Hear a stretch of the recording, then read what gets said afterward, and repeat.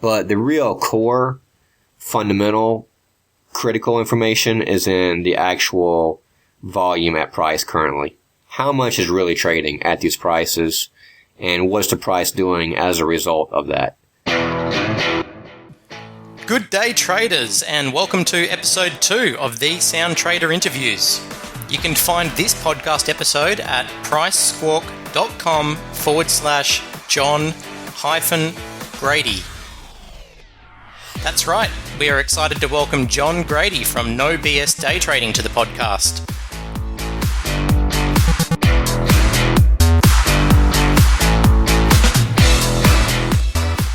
John is a veteran order book day trader. He has experience on multiple prop trading desks where he first learned his art and was a major influence on my own trading by showing the benefits of watching the prints in the order book. We started out chatting about the difficulty of letting go of old market beliefs. I mean, it's you can't really turn yourself into a blank slate as much as sometimes you'd like to do that with a person. You know, you want to say, look, man, just for just a minute, just forget what you think you might know, you know, and just kind of take this idea and concept and run with it. And then if you run with it, kind of like a scientist, you know, the whole thing about science is, which is why I have admiration for them, is they'll admit, like, look, either I'm right and you're wrong, or you're right and I'm wrong, or we're both wrong. And we need to figure out what the right answer is. So it's pretty hard if you've been conditioned to believe, in certain, whatever, indicators or theories or whatnot when it comes to the trading realm. I won't get too far off topic from trading, but, yeah. And I was that way when I started as well. You know, when I first went in, to the prop firm, I was very biased, having spent several years on my own as a younger guy, trading off of head and shoulders, you know, and support and resistance, and not really understanding what was going on, but I thought I understood what was happening, you know. So it took a little bit of humility, really, to be quite honest, what it was. It was humility and being a little humble and recognizing that I might think I know something, but I haven't made any money. So obviously I don't really know something. So let me pay attention to what this guy over here is doing, because he's actually making real money. And that was a turning point for me. When did you first start in the prop shop? How many years ago was that? That was, not quite 10 years ago. It was about 9 years ago. So I had been trading, I actually made my first trade right out of high school. I mean, it's, you know, I had a few $1,000s that I was able to put into a stock account. So I spent several years between my late teens and early 20s, trying various methods of trading, everything from stocks and options and all the technical analysis type stuff. And then, I actually worked for 3 different equity prop firms before moving to Chicago to work for a futures firm. And those equity firms weren't really equity prop firms. They were, 2 of them were brokerages that had prop desks that didn't last very long. And because they didn't really know how to teach anybody, it was right around the NASDAQ bust. So I kind of, you know, it went back to what I think you were part of that conversation the other night on the Scalpers Anonymous room, when I was talking about circumstance, sort of where you are and what happens to be going on. So when I came into my first prop shop, it was as the NASDAQ was turning to go down, basically.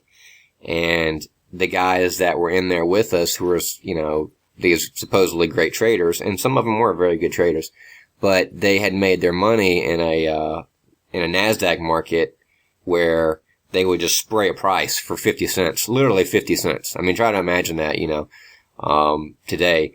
So you had these stocks like, and I won't get too far off, but like Amazon, Sienna, and a couple others in that time frame. And you could spray everything in sight for 50 cents, and then the market would run $3 past that in a matter of a minute or two, and then they would just cover, you know, and they could do that all day long. So unfortunately for me and some of my buddies that, are guys that I met at the prop firm, we came in and we had these guys who supposedly were great traders. And what they were is they were great traders in a raging bull NASDAQ market.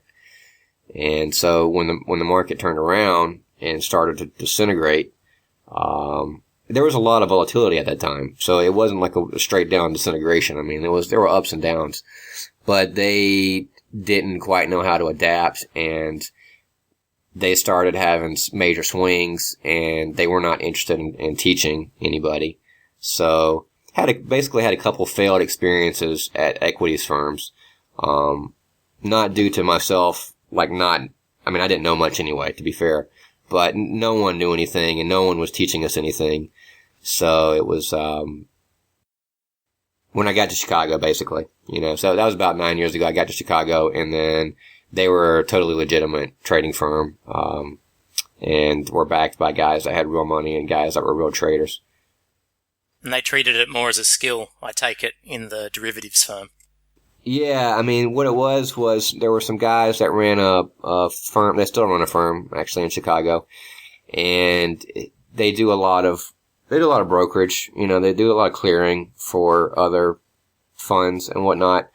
And a couple of the partners of that firm came together and invested some money into a prop shop deal. And so they hired another guy who used to be a floor trader, and he had come off the floor. His deal was he had actually made quite a bit of money on the floor, and then he lost a lot, and he had kind of a cutoff switch. He just walked away from it while he was still up a significant amount of money. So he came on board as the manager, and I give him props. He made some really good hiring decisions. I mean, it seemed random sometimes as to how he picked people, but he ended up picking, some pretty decent guys that turned it around and made them a lot of money. So they viewed it as, and this is why I say this is a good point for anybody who's thinking about joining a prop firm. I discuss this in my material, but you have to understand who's running the firm, what their background is, how much money are they prepared to invest in it. Do they pay any kind of a salary or a draw? And a lot of people are opposed to that. And I understand why. I mean, you don't want to, you bring in a kid and you think, I don't want to pay this kid $2,000 a month for 6 months, and he makes $12,000, and I can tell that he can't turn the corner, or a year or whatever, he makes $24,000, and then he bails on me or something, or he's just not going to get it. I get that, but unfortunately, from the flip side of that coin, you have an individual typically that you don't want that guy going out trying to be a bartender at night and work from 8 p.m. till 4 a.m. and then come in the morning, to trade from 7 a.m. till noon. Or, cause I actually did that. When I was working at not in the Chicago firm, but when I was working at the equities firm, I was in Colorado. I woke up at 6:30 in the morning. I drove to the equity shop. We started trading at 7:30 because it was 2 hours behind. So 9:30 opening on the East Coast, so 7:30 Colorado time. I traded from 7:30 till about 12:30, 1 p.m. Had lunch, got in my car, drove to a job that I had to start at 3 p.m. Worked from 3 p.m. till 11 p.m. Went home. That was a 40-minute ride. Tried to get in bed by midnight, and then woke up at 6:30 a.m. and did it all again the next day. And I did that 5 days a week. I did that 5 days a week for about 3 months. And then they shut down most of that prop division got shut down anyway, cause no one was making money and nobody there could teach anybody how to make money. But anyway, the point being, that makes it so difficult as a guy trying to make it, because guys just give up sometimes. They're like, this is ridiculous, man. I'm eating ramen noodles and hot dogs and I'm killing myself. And I'm going to try to trade, and they're only giving you enough because you're a new trader, so you haven't proven yourself. So even if you're live, they've only given you enough contracts or shares to make $100 on any given day, or $200 on any given day, And so you're working a normal job, and you're like, I made 3 times as much at my normal job today. Why am I bothering going in? Why don't I just save up my money and try and do it on my own? And so I think prop firms do themselves a real disservice by not making the investment and giving a draw or a salary to their traders. And I fully, admit this and attribute a large amount of my success to the fact that the Chicago firm did that. So we were paid a salary. It wasn't much of a salary, but we were paid that a salary that paid the rent, paid the bills, and we could eat, and we didn't have to have second jobs. And so all I had to do was show up every day and focus on trading and not be worried about how I was going to pay the rent. Cause the other side of that is that you get a guy who's struggling for money, and now he's not going to trade well either because he needs to pay his rent next month. And so maybe he has a little bit of size. Maybe he's a 4-lot, 5-lot trader or something like that. And he comes in one day and he just takes shots because he needs to make $3,000. So he makes a bunch of bad trades, and instead of making $3,000, of course he loses $3,000. And then you write him off, and then he has to go on down the road. But in reality, he never would have made those trades if he hadn't been worried about his rent payment. Well, in the Chicago experience then, how many months were you there? Were you there for years, months? Yeah, I was there for a year and a half, a little bit more than that. It was without going into much detail, there were some issues with the contract, and there were a lot of politics that came into play. And I was part of the second group that was hired. So they hired groups. They hired about 7 or 8 guys at a clip, and I was in the second group that came on. Maybe it was a third. I don't remember. Anyway, I was one of the earlier groups. And so what happened was a few guys turned the corner and made it. I was one of them, and started doing well. And at the end of the first year, it was the second year technically, but the first year where anybody made money, we had been told one thing in regards to, how the scenario could play out and payments and holdbacks and all that stuff. And then when it came down to the wire, they weren't really willing to do what they said they were willing to do. And so most of the guys who made money there left.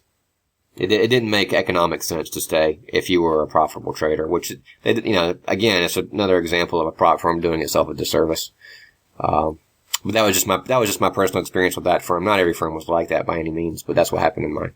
So yeah, I was there for a year and a half, a little over.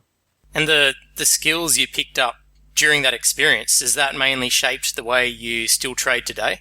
Very much so. I've had to adapt. Absolutely. It was a different market back then, and you did not have the HFTs and the algos to the same extent that you have them today. They were there. I mean, it was right really when that stuff was starting to pick up, but it wasn't as fast. And so, we also had economically, there were some things driving treasury markets that were causing major spikes. So it was a very volatile market to trade. And, the speed wasn't the same in terms of how fast prices were cleared out. So you still had to anticipate, the move itself. It wasn't like you were playing for ticks, but there were times back then when I was fast enough that I could beat most people to the punch. I got that way. So as, programs came in, it got to be more where I had to anticipate way better in terms of just stepping up and firing off. But yes, not to get off topic, yes, most of what I learned while trading there pretty much shaped how I've traded since then. And that's predominantly because it was there that I learned the core fundamentals about what actually drives markets. Prior to that, I really didn't understand how large traders influence the market and, how size moves it and how guys basically look to create stop runs in certain areas, etc. I didn't know much about the spreading and the hedging and things of that nature. So yeah, I still pretty much fire like I did back then, only I've had to adapt it to a bit of a choppier market where programs are wiping out prices really fast. So in a nutshell, you mentioned you look for size trading, stop runs. How would you summarize your overall trading strategy? In a nutshell, I try to identify what the volatility is like. So this goes to, not to give myself a plug, but if anyone's interested, the most recent YouTube video I posted was about understanding context. And so when I talk about understanding context, and you'll hear other guys talk about this as well, I try to identify right off the bat whether or not it appears there's going to be action. And by that, I mean, are there going to be players today who step up to try and do something? Because as you know, there are plenty of days where you go in and it's just kind of a flat line. I mean, in retrospect, it looks like, if I'd only played that range, or, man, that breakout seemed like it would have been easy. But in fact, whenever it was taking place, it wasn't that easy, and that range really wasn't clearly identified. And that's because the volume wasn't moving fast. So I like to see signs that there are guys willing to play. That's why I make the poker analogy quite often in terms of, I want to sit down at a table with guys who are eager to get their money in. They want to fire. I don't care if they're raising or trying to raise me off pots or whatever. It doesn't really matter as long as they're playing the game. So, in a nutshell, try and figure out whether that's going to be good action. Sometimes you don't know until it happens, but sometimes there are clues that this might be a pretty busy day. And obviously, if you have news, usually you have some movement. And then sort of wait for spots where there appears to be the potential for a breakout, or there appears to be size supporting or defending, and then sort of fine tune my entry to really look for those key prices where I know I should be right within a few ticks, and not put myself in a situation where I have to take too much heat. Not obviously sitting in a 10-tick loss before I'm wrong.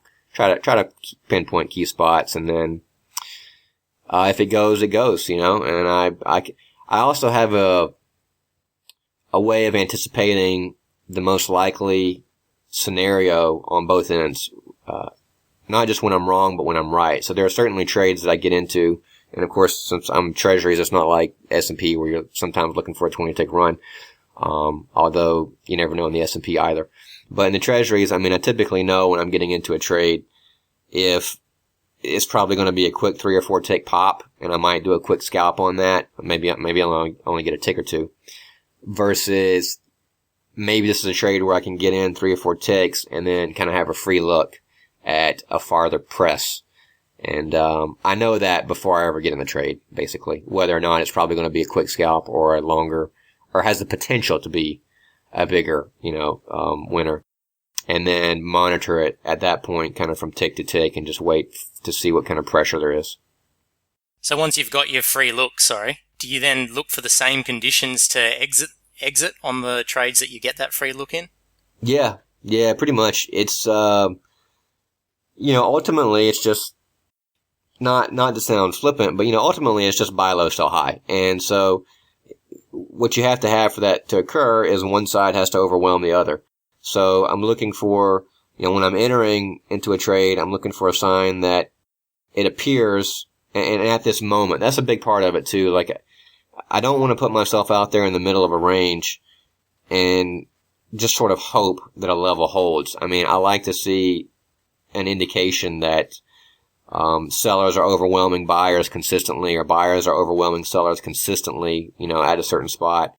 And then, yes, once I'm in a trade and it begins to move in my favor, the exit is dependent upon the same thing. Yes, are we hitting prices now where it's not falling as easily, And it's not, once you get used to watching it, it's not that hard to see. You can't ever really be sure if you're going to be exiting at the right price or the best price, but, you can see certain prices that obviously give way very easily. They run over a price with 800 contracts. They run over the next price with 900 contracts. And then they hit a price where, now 3,000 contracts trades. So it's not necessarily that you want to exit just because you see that, but obviously there are more buyers than there were at the previous two prices, right? So,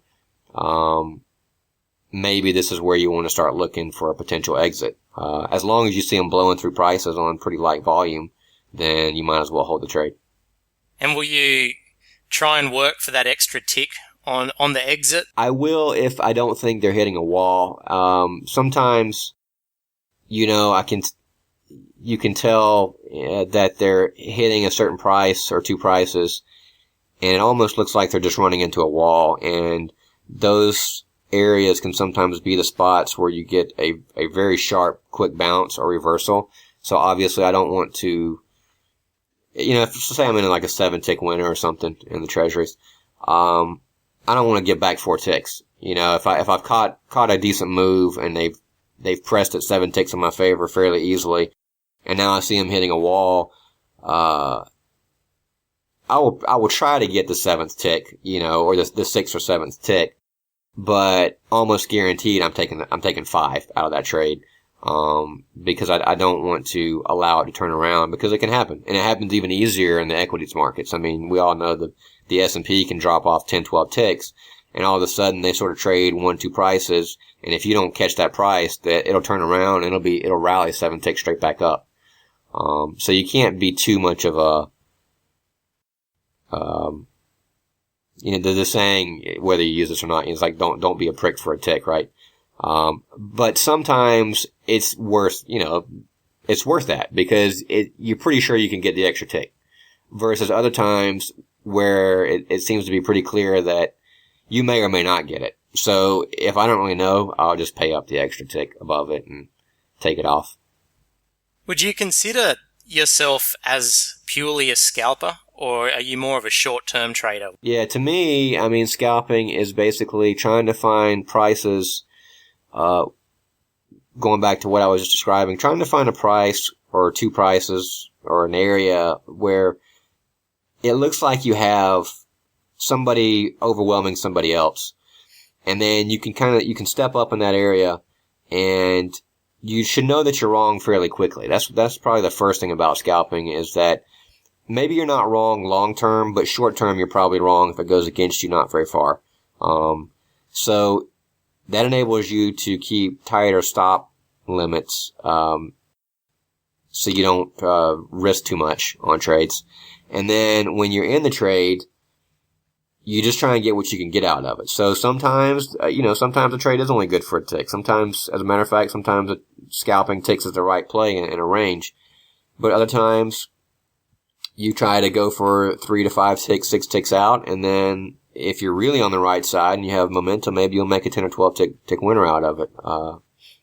Again, it's obviously specific to whatever market you're trading, but I view it and define it as trying to get the best risk to reward scenarios and riding the momentum for all it's worth. And when the momentum stops, when it clearly stops, you get out, because you can always get back in. I think that's where scalpers have the advantage. Is I have no problem usually exiting, and then if I think I've exited too early, I'll just hit back in. And yeah, maybe I give up a tick or two, because it went a little bit farther in my direction. On the other hand, there are plenty of times when it doesn't go any farther. I get out the exact right price, and then it retraces 3 or 4 ticks, and then maybe I get back in, or maybe I stand aside. So yeah, scalping, discretionary scalping, is not like an HFT that is just looking to capture bid-asks risk-free. I mean, that's obviously nice that you can do that, but it's not the same thing. And you trade the treasuries. Is there a reason that you settled on the treasuries, or was it just conditioning from the prop trading days? It's probably both. It was definitely conditioning from prop trading, because that's what we traded for the most part. There were a few guys on other desks that tried equities and tried, I think they even had a grain department at one time. But what's interesting about that is there's a reason they chose treasuries. And so this would go to the reason why I'm still with them. In a thick liquid market, that's also not a popular market. So by popular, I mean everybody in the world trades stocks. I mean, we all know that. Everybody knows about the stock market. Everybody knows about the Dow Jones. Funds predominantly invest in the stock market, one way or the other, whether it's ETFs, outright stocks, baskets, or trading the S&P futures or Dow futures. So if you're in equities, you have to understand that you have millions of people around the world, literally millions of people, I would say, executing strategies based on who knows what. And so you typically have a lot more erratic behavior, I feel. If you go to a product like Treasuries that your general populace doesn't really trade, doesn't even know there's a futures market in Treasuries, then what you find in markets like that is heavy hitters tend to dominate a little bit easier. Not all the time. They can get run over, and sometimes they can chop it around and make you wonder what you're doing, sitting in front of your screen. But markets that can be dominated a little bit easier by fewer players are actually markets which are easier to read over time, because once you understand how those players play, again, going back to the poker analogy, if you know how the guy across the table plays, you can take advantage of that over time. Maybe not on any, one particular hand, saying like maybe not one particular trade, but if you play with that guy, for 6 months every week, you're probably going to beat him if you're a better player than he is and you figure out how he plays. So with trading, we're not beating one guy across the poker table. What we're doing is trying to basically piggyback on heavy hitters and take advantage of rushes that are created by HFTs and algos. And so I think a slower, more liquid market is more conducive, at least to learning too. I mean, that's why I focus on it in my material. I mean, I do trade it, so I know it better. So it's the best route for me to go. But even from a learning perspective, I always advocate that people learn in the Treasuries or the Eurex markets. I mean, the bund and the bobble, the bund can obviously move way differently than Treasuries, but there's still a flow there in the bund and the bobble that you don't find in equities. And as a matter of fact, even the Euro stocks flows a little bit better than U.S. equities. So I'm always about trying to find that spot where you don't have to constantly be so concerned about riding through 6 ticks of chop. And there are spots in Treasuries where, I mean, if you get your price and it goes bid or offer, you've got it. I mean, you have a free look, guaranteed. And whether you let it come back on you is a discipline issue. But, you hit the price, it goes, you get a tick in the money on it. And now if you choose, worst case, that trade is a scratch. I mean, worst case scenario, you have it. Whereas in your thinner markets, sometimes the S&P, but even more so with oil or gold or something like that, you never are in that position. I mean, yeah, sometimes you hit it and it runs right away, but generally if you're in kind of an area where you're feeling it out, you have to ride through chop. You never get that edge, that free look, where worst case it's a scratch. And so that's probably the main reason why I still prefer Treasuries. They tend to flow better at times. Of course, at other times it sucks when 60,000 contracts trade at 2 prices, but you just stay out of that type of chop. And do you ever switch markets for trading opportunities? I mostly stay with Treasuries. I will sometimes be watching the S&P, and more so in the afternoon. I don't usually trade afternoons anyway, but if Treasuries are really dead and it feels like equities have the potential to move, sometimes I will cut over to those, but I don't trade nearly as big, I'll just trade a little bit smaller size and maybe take a shot in the S&P on a couple of trades.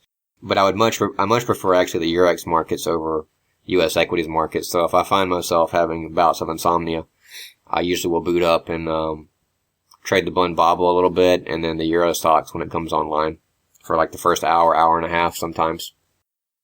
Is that on a day-to-day basis? So say the US session is dead, and you've got a bout of insomnia, will you fire up the Eurex markets in the morning, or is it more over a week or two? Nah, totally day-to-day basis. It's hard on where I live. I'm on the East Coast now, so in the States. So I've done periods where I've traded Eurex for, a couple weeks on end, and it really messes with my biological clock. So it's not something that I typically do on a weekly basis. I may just have some periods where I'm like, let's fire it up, and I'm good to go with it.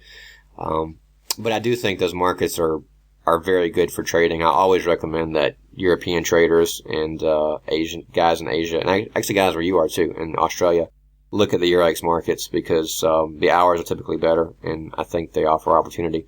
But for the most part, 97% of my trading is in treasuries. All right.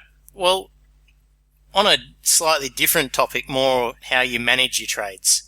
As a purely discretionary trader, do you do the textbook probability and expectancy calculations on your trading?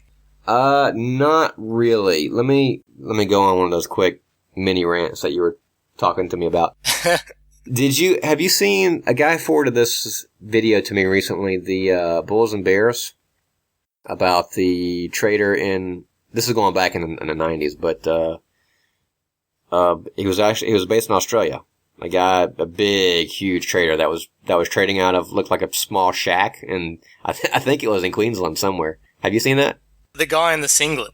Yeah, and he would go, he drove down to the Sydney Exchange for a couple of days, and the reason I mention that is because when you watch a video like that, or you watch Floored, or anything where you clearly have real traders being interviewed, what starts to come across, if you're paying attention, is that these guys have swings.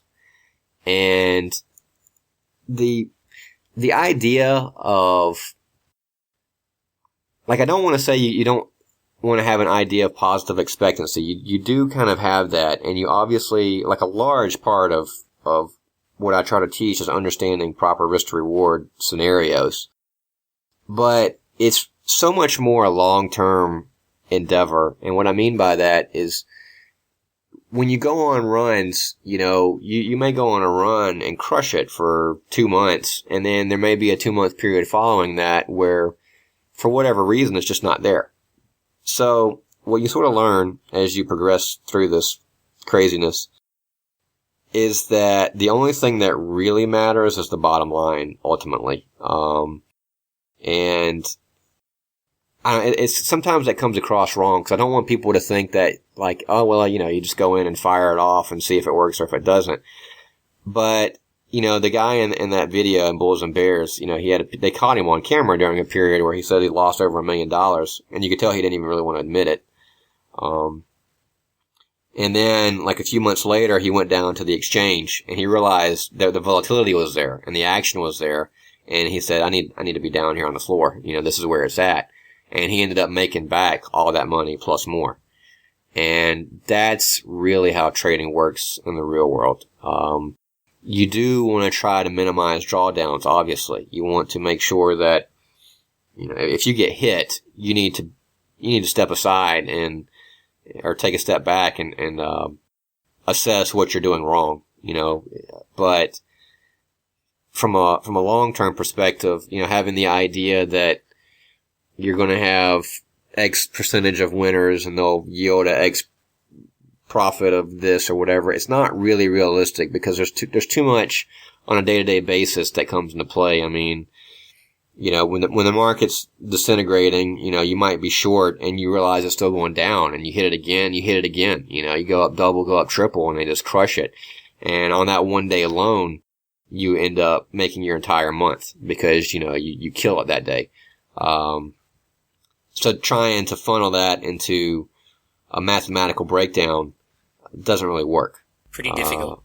Yeah, it's not.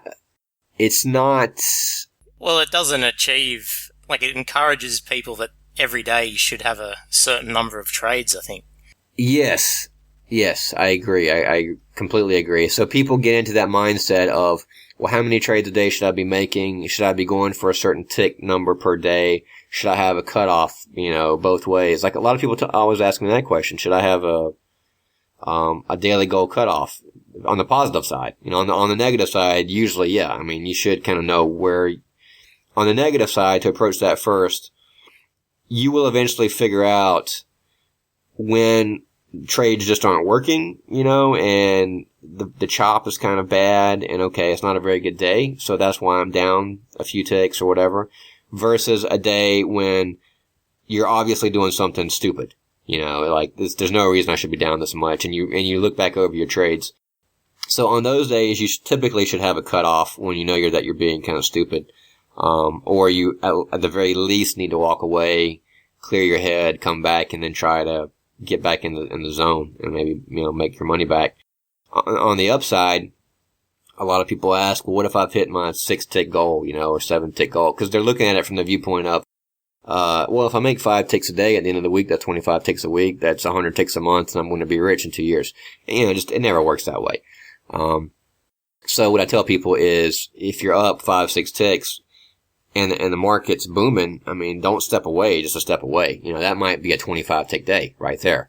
On the other hand, if you're up maybe 10, 12 ticks, once again, adapt this to whatever market you're trading in terms of tick value. But if you're up 10 or 12 ticks and you give back half of that, then yeah, you might need to step aside, or step back and say, wait a second, has things changed? I need to drop off. But yeah, from that viewpoint, you can't go into it thinking that I'm going to make so many ticks per day or average this or whatever. It doesn't ever work that way. It's very much a long-term endeavor, and that's why there's no substitute for bankroll, and there's no substitute for being able to trade some decent size. When you're in the zone and you're killing it, you have to make enough money to make your months and your years, because there's going to be periods guaranteed where you're just not going to make anything for weeks on end, whether it be bad trading, bad market conditions, vacation, holidays, whatever. On the daily and weekly scale, do you have a cutoff similar to how you would on an intraday time period? So you have, say, 2 consecutive losing days. Do you ever take a break from it? Yeah. Probably not 2 days, but if I go 3 days or something where it just doesn't seem to be there, I might just call it, assuming there's not any major news.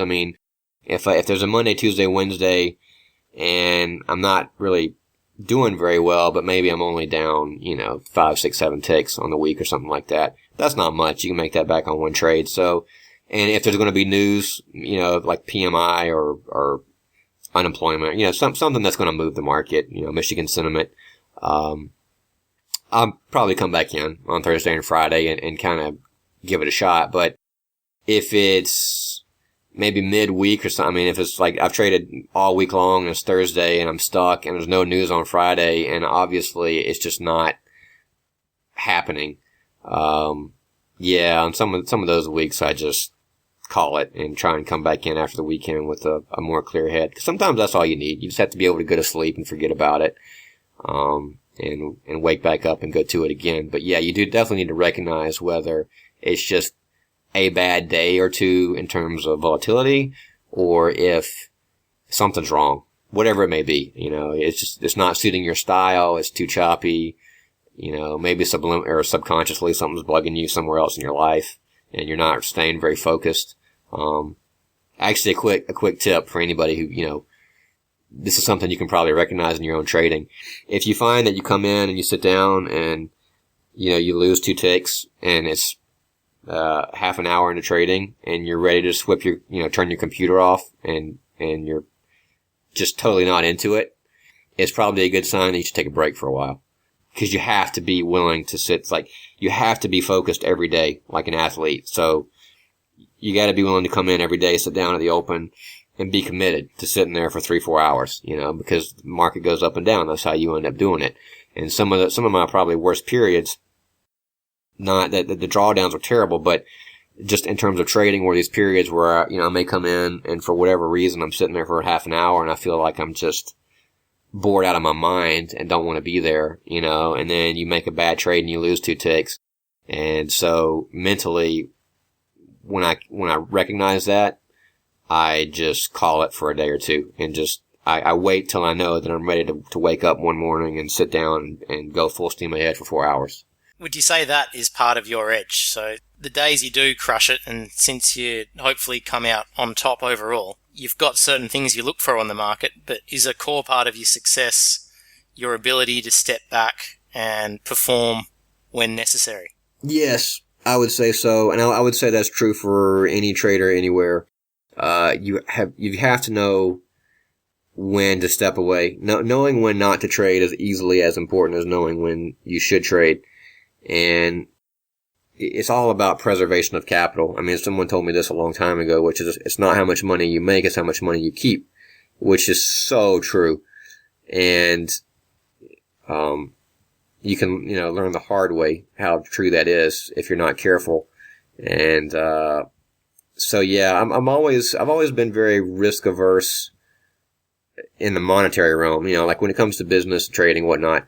I've never I don't step up and take shots like around unemployment and things like that. And that's why I try to wait for something that I've seen happen before and try to wait for those edges. And if I'm not seeing it or I'm not trading well, I try to preserve my money and wait for better areas. And it's a very, very big part of it. I mean, I can't tell you how many guys come to me or have come to me over, the years that really their only problem was they just couldn't walk away when it wasn't going in their favor. I mean, they actually had the understanding, they could read setups. They had a market that suited them, whatever it may be, and they could go in and see it and read it and kind of trade fairly well. And then when it slowed down and when there was no read there, they just wouldn't stop. And they would try to press, and then they'd slowly, give back a tick here, give back 2 ticks, give back 3. And the next thing you know, they've gone from being up 8 to being down 2. And now, of course, they're highly upset. They've just given away 10 ticks. And so now they want to get back to the 8 they lost, right? Or the 10 they lost. They want to go back to at least being up 6 or something. And instead of going from down 2 to being up 6, they go from down 2 to being down 8. And finish the day down 10 ticks instead of up 8 ticks. And repeatedly do that over and over again. And that's the only reason they're not profitable, is they just don't have the discipline to make those cutoff standpoints, and you really have to have that. It's a day-to-day battle, for most people, but if you can reach that point, you'd be surprised how quickly your bottom line improves. When you do turn up and trading well, would you say that there's a certain, like you've just got a particular feel for the market that day? Like how much does feeling come into your trading? I call it an acquired intuition, which I think is the most accurate description. It's very much about feel, but it's feel based on just a huge variety of things. So this is where the context aspect comes into play. When I'm talking about context, it's hard to teach context because there's no substitute for staring at your screen every day for a year. There's definitely price action that you can show people, that you can teach them, and there's certain concepts and ideas that you can teach people. And if they kind of had the mind for it, and they're kind of into game theory or they understand the game itself, they can pick up on that. But then there's this element of it that's an acquired intuition, and you're just watching the ebb and flow of the market, and yeah, you get a feel for what's happening. And I would say that plays a very large role for any discretionary trader, because you have to be able to gauge if it's conducive to taking a shot or not. I mean, is this a good spot for me to risk my money or not? I think that's another thing a lot of people don't think about. Every time you click your mouse, you're not just risking money, you're costing yourself money in terms of commissions. So, another topic we can or cannot discuss, up to you, but another reason why I trade treasuries is because they're cheaper to trade than most US products. And, another reason I recommend the Eurex products, because they're even cheaper if you're on the euro. But whenever you click your mouse, they cost you money. You have to pay the fees and you have to pay the commissions. And you're also risking money on top of that. So you need to have a really good reason to put your money at risk. I mean, it's almost equivalent to if you're going to open a franchise, a McDonald's or Subway or something, or sandwich shop, whatever it may be over there. You're not just going to sink $50,000 into a sandwich shop on a whim in a building where there's no traffic. I mean, you need to do your research and make sure you have a good location, or think you have a good location, and make sure you have the money for the marketing and blah, blah, blah, right? So you have to have a really good reason to risk that money to try and get a return on it. Well, the same thing applies to trading. You need to have a very good reason to actually click that mouse and make that trade and put your money at risk. And that reason needs to be you've seen something that you've seen before. Something that appears to work. And the problem with trading is it's just so easy to, it's almost too easy to trade. That's really one of the main problems. It's so easy to be sitting there in front of your computer and you don't really see a good setup, but you've been sitting there for an hour and a half and nothing's happened. And you go, you know what? I'm sitting here. They're at this level. They've been holding it. I'm just going to buy it and set a 3-tick stop. And then, of course, you buy it and it goes right through you and you blow out for a 3-tick loss because it wasn't the same kind of setup as, other setups that you've seen work. So you put your money at risk on a bad trade because you're bored. And I guess that's where, staying on that feel topic, that's where that comes in. Yeah, you have to be in the zone. You have to have a feel for what's happening. And if you don't have a feel for it, you shouldn't do anything. A guy wrote me yesterday or 2 or 3 days ago, and he said, I just couldn't, it just seemed really weird to me today. I couldn't seem to get a grasp on it. I couldn't read it. So I didn't make any trades. Was that the right thing to do? And I said, yeah. I mean, if you don't read it, if you're not reading it and you don't have a good reason to put your money at risk, the right thing to do is just to stand aside. You don't have to trade every day. You don't have to make X number of trades every day. All you have to do is make money, so wait for your spots. So even in all of your experience, can you ever just sit down and recognize a good discretionary trade signal straight away, or do you need time to get in the flow of the market? That varies. No, I would say that, there are times when I can be sitting there and right off the bat, off the open, I see something. But the confirmation part is what takes a little bit longer. So sometimes you see the setup and you're pretty sure you can hit a price and get an edge. Maybe get a free look, but then you have to feel it out. And so there are definitely days where I may end up hitting 2 or 3 trades that I think are good trades and I can't get paid on them. And so if I hit 2 or 3 and I can't get paid on the trades, then that is sort of a confirmation that today is probably not going to be a good day for trading, for me anyway. It seems to be too choppy or whatever. So yeah, I think it's a combination of, I think you can sit down pretty much in almost any market if you're familiar with order flow and get a feel for particular price action that seems to be working. But then it does take a little time to figure out whether or not today is going to be a decent day. But a lot of that's just, you have to feel it out as it happens. There's no way to really be able to anticipate that. Cause you just never know. I've seen the market, rally 25 ticks and then stop and trade in a 2-tick range for the next 2 hours. It doesn't seem like that would ever happen, but it does. It doesn't make much sense, but it happens. So all you can do is react to it. You just mentioned recognizing order flow, and you were to me it seems you're one of the renegades of order flow trading for the retail trading world. You kind of got it out there for retail traders. How would you define order flow nowadays? Because there's a lot of people defining it in forums and workshops now, but how does the original order flow definer define it? Thanks for that, by the way. It is weird. It is a little weird, I have to say, man, because I know I've known you for a while now. I think you're from way back in the day. When I first built my website, I couldn't find anything even remotely close to what I was talking about out there online. It's pretty amazing how far it's come in just particularly the last like 3 years, I would say. And I think a large part of that is due to better platforms like the Jigsaw. Like when people actually see it, because most people who early on came to me, they had never seen XTrader. And XTrader, was worlds apart from every other depth of market. So that was a big enlightening part for me too, obviously. And I'll answer your question, but just as like kind of a follow up to that. If you don't see the order flow, you don't understand why it's important. That's where I'm going with this. So I had a lot of people come to me, in the beginning, and they were on some not very good depth and sales platform, or depth of market platform, or no depth of market platform. They were totally on an inside market platform.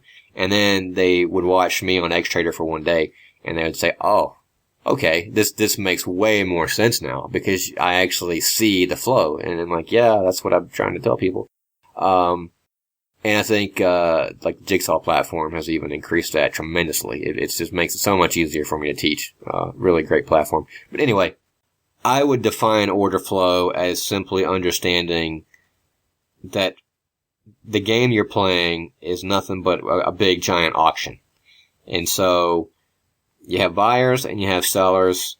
Predominantly, most of them are not taking open interest positions. You know, they're not going to take delivery. The guys playing in the S&P aren't, well, S&P is different, but I mean, different market. You know, most of your guys in the corn market, let's say, they're not going to take delivery of 5,000 bushels of corn. You know what I mean? They're speculators. So order flow is understanding that you have people around the world who are buying and selling, and they're doing so in hopes of making money for basically doing nothing but sitting in front of a computer in their pajamas. And buyers try to beat up sellers, and sellers try to beat up buyers. And big money moves the market, whether it's one guy dropping 20,000 contracts in the 10-year, or whether it's, 1,000 guys dropping 20 contracts all at one time. One side has to overwhelm the other. So order flow is recognizing through the prints, basically through your actual time and sales, your volume, at price, when it appears that one side's winning the battle. And when it appears that one side's winning the battle, you just go with that side. And when it appears they're no longer winning the battle, you get out. I mean, it's really that simple. And you don't need anything but access to volume to be able to see that. I mean, sure, you can have levels that people are watching, support levels, resistance levels, trend lines. You can look at whatever you want to look at. That's all fine and dandy. But when it actually gets to that area, the key is, okay, is the price bouncing or not bouncing, or going down or going up, and how much size is trading at each price? And that's pretty much all there is to it. I mean, it's identifying volume and making judgments based on the volume, but it's not just volume at these prices. It's kind of having an overall understanding of what's happening. Is this real fundamental buying? Are there institutions coming in? Does it have the feel that you have institutions coming in because they're adjusting core positions, and those are the days when we see one-way streets, basically? Or are we watching a wave of speculators try to trigger stop orders, and then they're going to liquidate into those stop orders? So just having a feel for the overall big picture based on the volume, and then going down to the ultra short term small picture, which is like from price to price and what the volume's doing from price to price. I don't know how well that explained it, but that's kind of how I would define it, I guess. Oh, it's got a much bigger context than just bids and offers. Oh yeah. It's definitely, there's definitely information to be had in bids and offers, but I always tell people, because I get questions about spoofing a lot, and sometimes, I really enjoy seeing spoofing, because spoofing gives away information sometimes. But the real core, fundamental, critical information is in the actual volume at price currently. How much is really trading at these prices? And what's the price doing as a result of that? And then, of course, you take that into the context of kind of the overall, what's the market been doing up to this point today, and how would this play into that? this market's been going one way all day and buyers are just continuing to pound it, I mean, why sell it? I mean, it may not go up much farther, it may not go up much at all, but why put yourself on the wrong side? Versus a different day, market's been in a bit of a range. This is kind of a level, it might play for a small breakout. What's the volume doing right here at this level? Is it showing any indication of running the range or guys just going back and forth, And so you adapt to the volume from a big picture all the way down to the volume at a very small picture. And bids and offers can play a role in my entry price for sure, but it's more about the actual volume trading at that price. And you mentioned earlier that there's no substitute for screen time. So what about for traders starting out?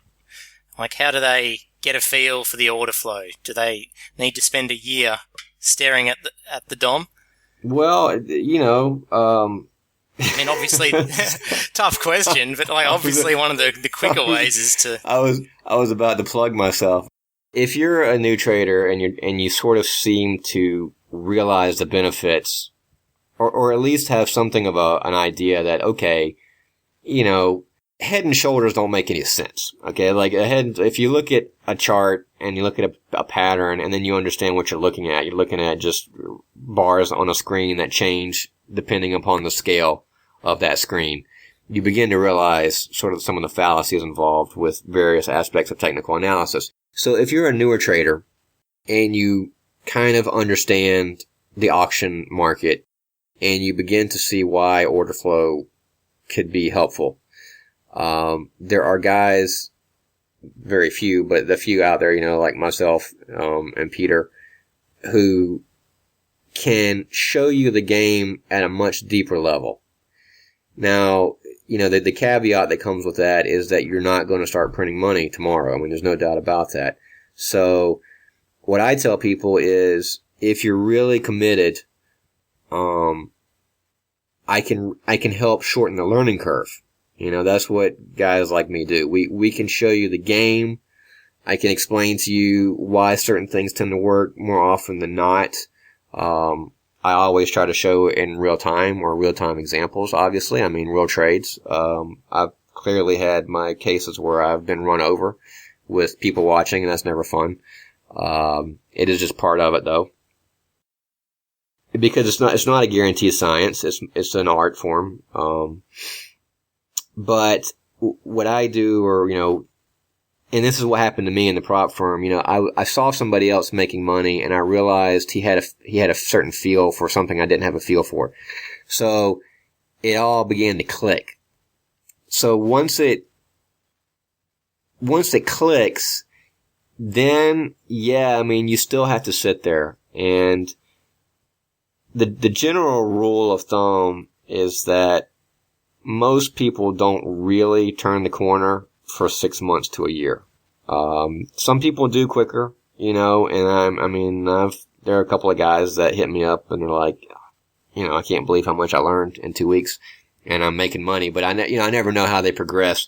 They still run into, like a guy may hit me up and say, hey man, I'm doing great. I made a ton of money the last 3 weeks. I'm like, awesome, and I'm happy for him. But I also know that he's going to have his own periods where something's going to happen and he's going to hit bad volatility and he's going to have a drawdown. He's going to forget about rollover. I mean, I had people writing me for the last 2 weeks, like, what's going on in the treasuries? Why is the volume so low? And I said, it's rollover, man. And it's little things like that people have to experience for themselves to get a better feel for what's going on. And so for a newer trader, I don't really sugarcoat it. I think you know that. You have to be extremely committed to this, and you can't really bank on making a living from it, usually in less than a year. You might, depending on what your bankroll is. That plays a large part. It's just it's too hard to say because there are some guys out there who have money and they can put $50,000 in an account and they can sit there every day and, they're probably going to learn a lot faster, because they're able to sit there every day and they have some money. And when they do make money, they make a decent amount.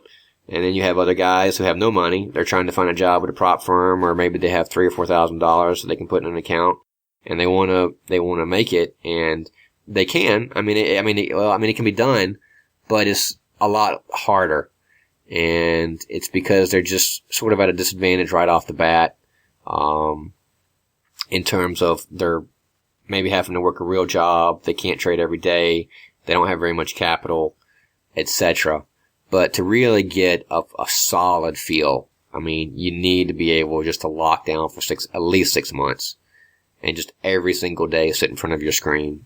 And if you can't do that, fortunately these days, we have recordings. So if you can't get away from your real job or you don't want to take the plunge, my advice is usually to record a day's action or use something like Ninja Replay and just at least try and scan through it, for an hour or hour and a half a day.